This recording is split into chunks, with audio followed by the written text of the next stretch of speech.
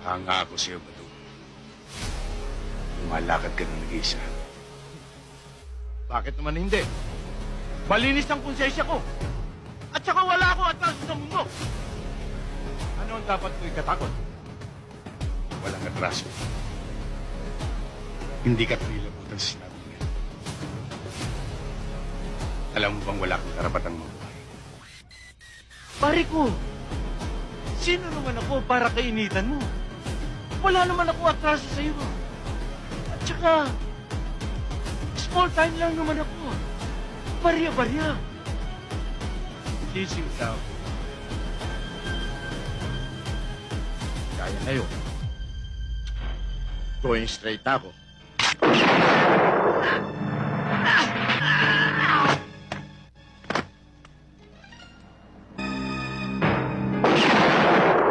Alam mo, kung si Teniente, pasensyoso,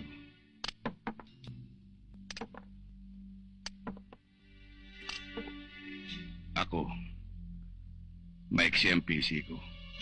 Hoy, huwag mo akong paandaran yan, ha? Hindi mo ako kayang takutin ng ganyan lang. Sana ito. Dalawa lang naman yan eh. Sagutin mo ako. O sagutin mo ito. Naku, wag. Ay, naku. Teka. Baka matapat sa may bala. Baka itulak ng demonyo yan. Pumutok. Yan ang hindi mo na malalaman. Sabihin mo, sasagutin ko. May boses na ako. Paupo ka. Dito ka kumanta.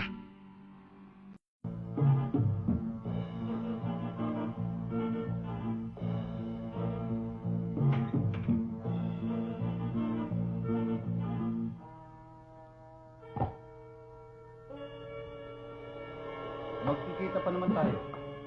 At baka sa ibang araw, mabaliktad ang pangyayari. Maaring ikaw naman ang sumuko sa akin.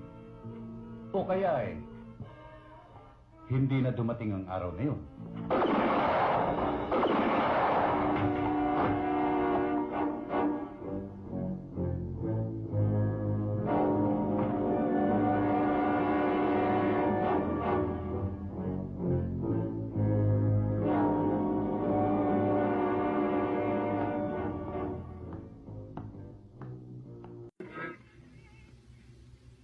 Ngayon, Hagedorn, huwag ka nang manghimasok dito sa Nara. Para hindi mapabilis ang biyahe mo sa sementeryo. Nagkakamali ka ng tinuturo mo. Una, deputy agent ako ng customs. Pangalawa, makakainin mo ang sinasabi mo.